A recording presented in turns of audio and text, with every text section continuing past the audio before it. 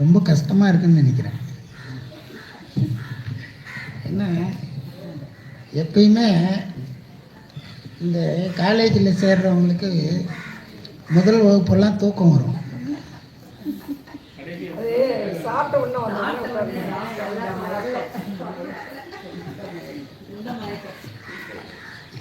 ஐயா 2 பேரும் அந்த இசையை கொண்டு போயிட்டே இருக்காங்க. அதாவது திருநாவுக்கரசர் பெருமான் 4ஆம் திருமுறை, 5ஆம் திருமுறை, 6ஆம் திருமுறை, இந்த 3 திருமுறைகளையும் அருளி செய்கிறார். அதில் 4ஆம் திருமுறை திருவிருத்தம், திருநேரிசை, பண் போன்ற அமைப்புகளிலே நாவுக்கரசர் அமைத்து செய்கிறார்.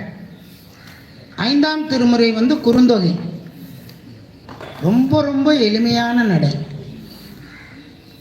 இந்த நடையில் சுவாமி அற்புதமான அற உரைகளை எல்லாம் சொல்லுவார், திட்டுவார். உனக்கெல்லாம் என்னத்துக்கு வாயின்னு கேட்பார். சாமி பேரை சொல்லையா உனக்கு ஒரு வாயா?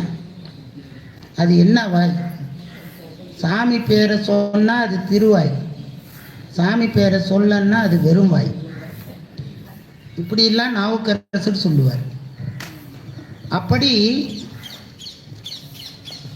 இப்போ பாருங்க, நமக்கு திருவிருத்தத்தில் 4 பாடல் தான் கிடைச்சிருக்கு.